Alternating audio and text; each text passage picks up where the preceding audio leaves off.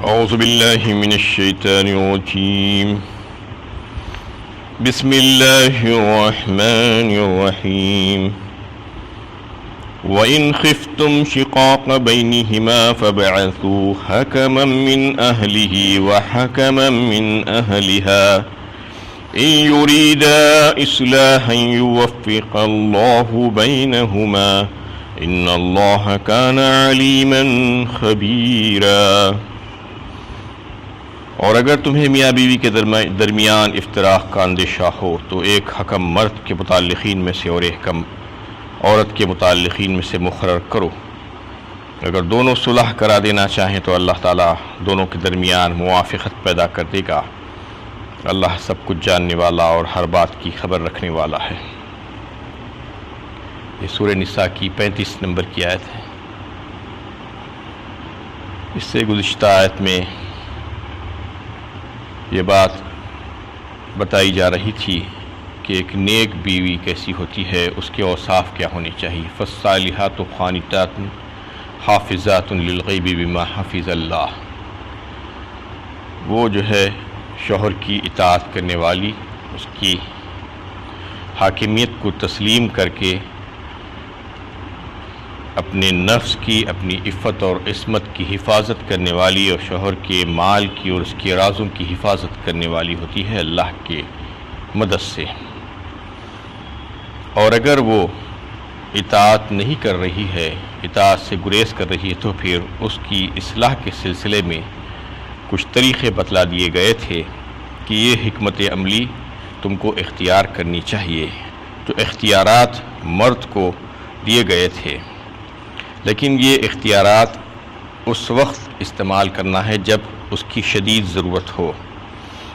یعنی عورت کو اخلاقی حدود میں رکھنے اور گھر کے نظام کو درست رکھنے کے لیے مرد کو ان اختیارات کا دیا جانا ضروری تھا، لیکن اس کا منشا ہرگز نہیں ہے کہ مرد ان اختیارات کو من مانے طریقے سے استعمال کرے. جیسا چاہے ویسا استعمال نہیں کر سکتا. اس کے لیے بھی قانون و شرع اور قاعدہ اور ضابطہ مقرر کیا گیا ہے. اور اس آیت میں یہ بات بتائی گئی کہ اگر وہ سارے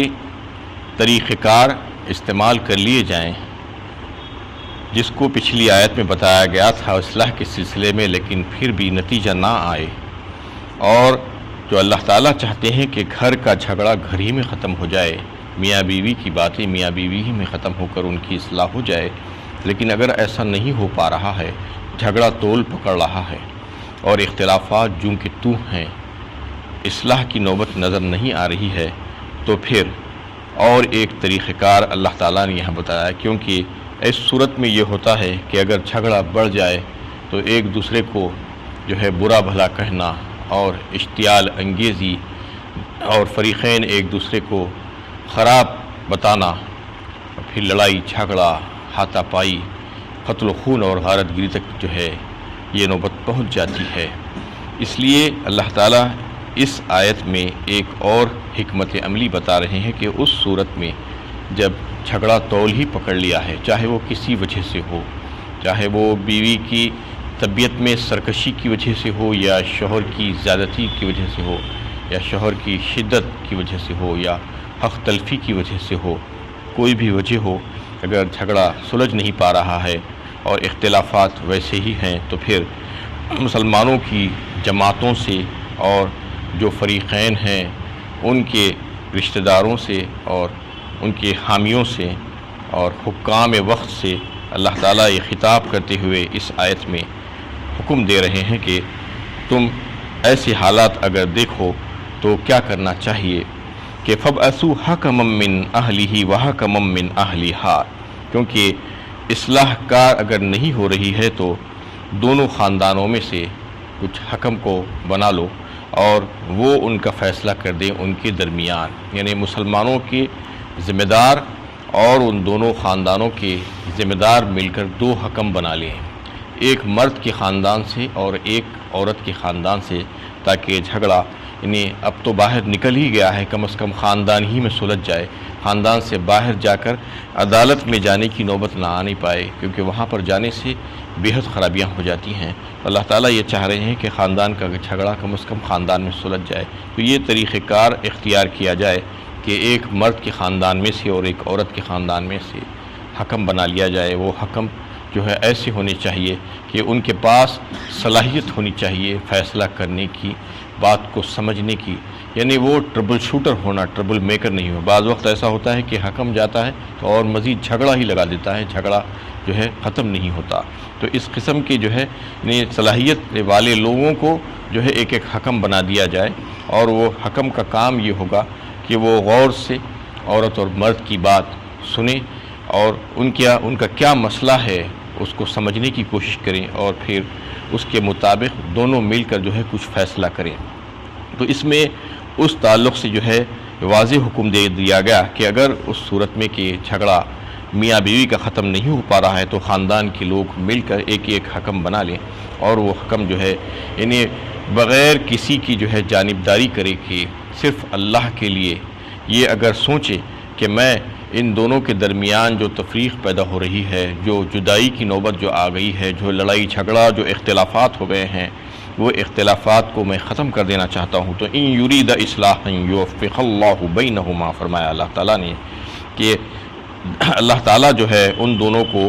دونوں کے درمیان صلح کرا دیں گے اگر حکم اس قسم کی نیت دل میں رکھتے ہیں اور یہ دل سے چاہتے ہیں کہ واقعی میں یہ جو جھگڑا ہے یہ ختم ہو جائے، تو پھر اللہ کی غیبی امداد ہوگی ان دونوں کے ساتھ کہ وہ جو بھی فیصلہ کریں گے اللہ تعالیٰ اس کی مدد فرمائیں گے، اور میاں بیوی کے درمیان پھر سے اتفاق اور محبت پیدا کر دیں گے۔ یہ اللہ تعالیٰ کا وعدہ ہے اس میں، ان یرید اصلاحا یوفق اللہ بینہما، اگر واقعی میں اصلاح کی نیت ہے ان حکموں کی اور بڑی نیک نیتی کے ساتھ اگر وہ یہ چاہتے ہیں تو ایسا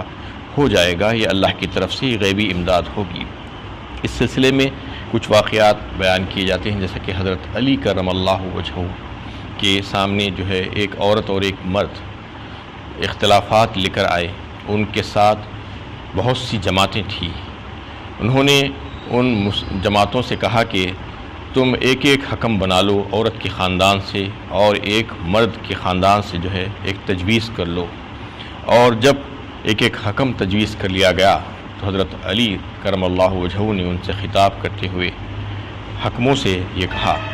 کہ کیا تم کو معلوم ہے کہ تمہاری ذمہ داریاں کیا ہیں اور تم کو کیا کرنا ہے، اور پھر انہوں نے بتایا کہ تم جو ہے اگر یہ چاہتے ہو کہ یہ دونوں یکجا ہو جائیں، ان میں مصالحت ہو جائے، تو جو کوشش ہو سکتی ہے اس سلسلے میں کرو، اور اگر ممکن ہو تو ان کے درمیان مصالحت کرا دو، اور اگر ایسا ممکن نہیں ہے اور مصلحت تم اس میں دیکھ رہے ہو کہ ان میں جدائی ہو جانا زیادہ بہتر ہے، کیونکہ وہ یعنی حدود اللہ کو برقرار نہیں رکھ سکتے، قانون الہی کے پابند نہیں رہ سکتے، اگر مل کر رہیں گے تو جھگڑا اور مزید بڑھ جائے گا اور اختلافات کسی قسم سے ختم ہونے نہیں آ رہے ہیں، تو پھر ان میں جدائی کروا دو، یہ مصلحت اگر تم یہ سمجھ رہے ہو تو وہی کر لو۔ یہ دونوں باتیں بتانے کے بعد اس عورت نے فوراً کہا کہ میں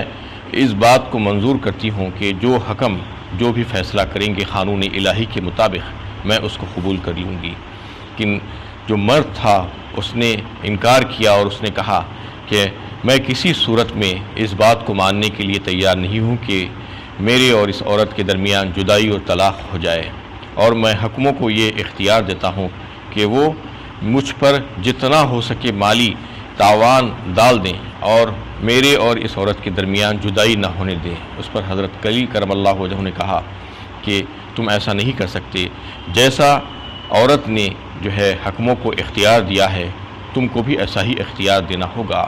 تو با اختیار بنانے کی بات انہوں نے کہی تھی، حکموں کو با اختیار بنانا ہوگا، اور ان کو آزادانہ طور پر جو ہے بات کو سن کر سمجھ کر مسئلے کو حل کرنے کے لیے جو ہے ان کے لیے جو ہے یہ موقع ہونا چاہیے،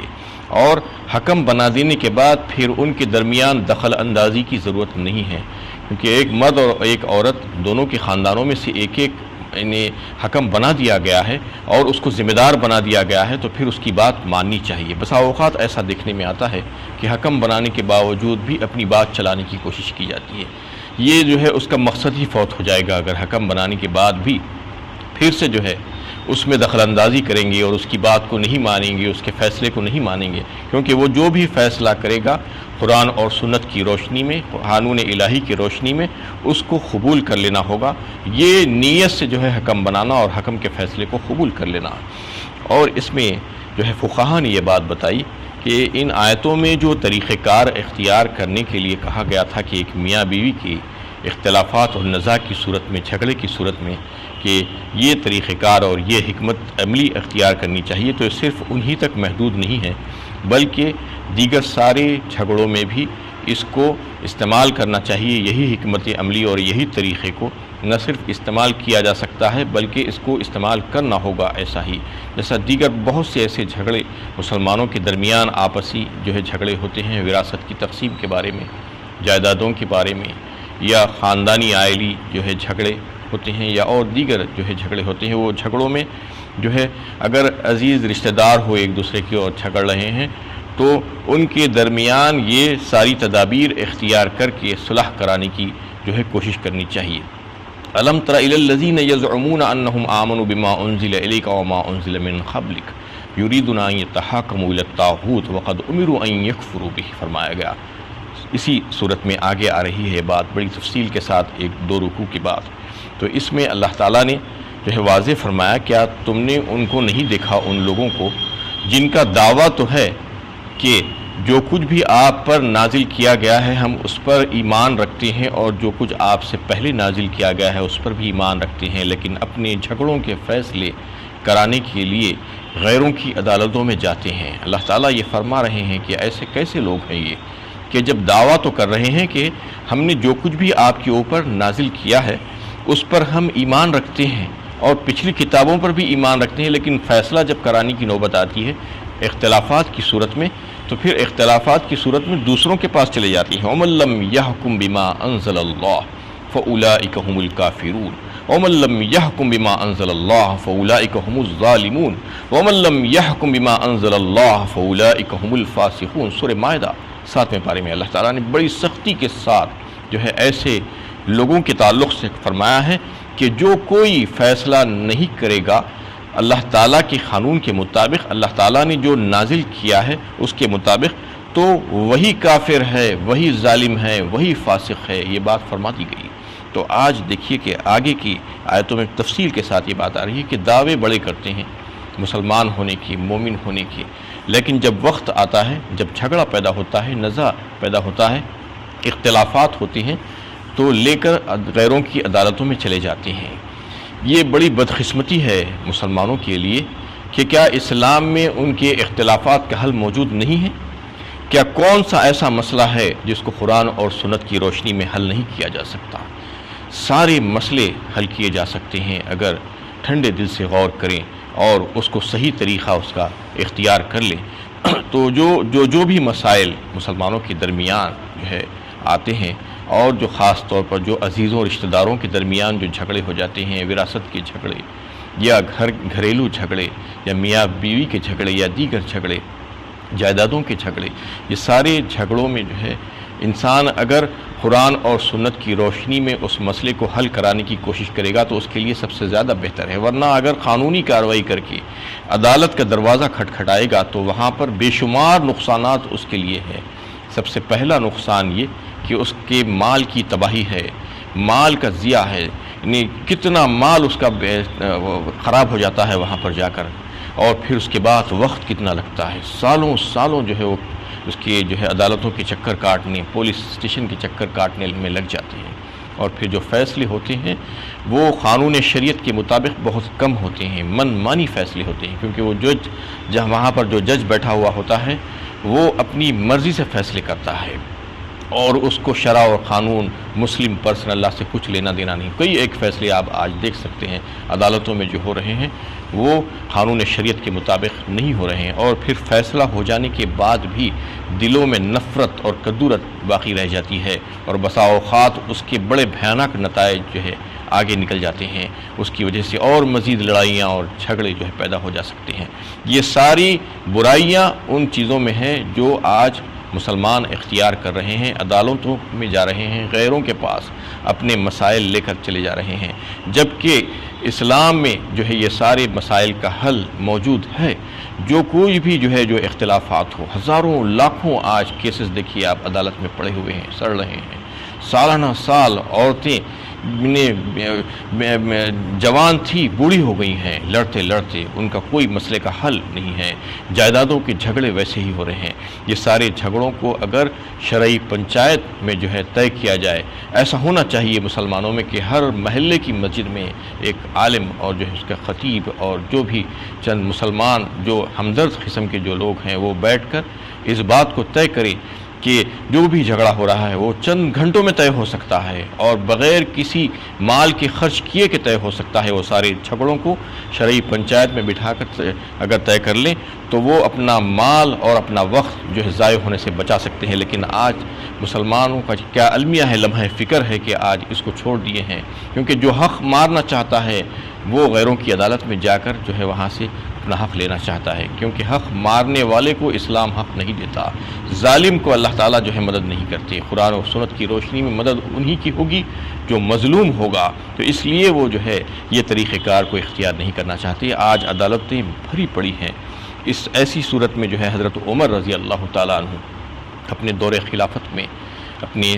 سارے گورنرز کو یہ فرمان بھیجے تھے کہ اگر تمہارے پاس ایسے مقدمات آئیں جو آپسی رشتہ داروں کے ہو تو ان کو انہی کے پاس لوٹا دو تاکہ ان کے برادری والے اس میں ان کی اصلاح کی کچھ تدبیریں کر سکے، کیونکہ یہ ذمہ داری ہے خاندان والوں کی سب سے پہلے کہ خاندان میں اگر کوئی جھگڑا ہو تو خاندان کے جو ذمہ دار لوگ بیٹھ کر اس کو سلجھانے کی کوشش کرے قرآن اور سنت کی روشنی میں۔ یہ صحیح طریقہ کار ہے۔ اور اس آیت کی آخری حصے میں اللہ تعالیٰ نے یہ فرما دیا، ان اللہ کان علیما خبیرا، جو بھی حاکم ہوگا اس کو اس بات کا خوف ہونا چاہیے کہ وہ جو بھی فیصلہ کر رہا ہے اللہ سے ڈر کر فیصلہ کرے اور صحیح اور درست فیصلہ کرے، کیونکہ اس کا بھی فیصلہ ہونے والا ہے، ایک دن وہ بھی بڑی عدالت میں حاضر ہونے والا ہے اللہ کے روبرو۔ جو علیم و خبیر ہے اس کے ساری باتوں کو جانتے ہیں، اگر وہ کوئی غلط فیصلہ کرے گا، کسی کی جانبداری کرے گا اور کسی کی ناحق تائید کرے گا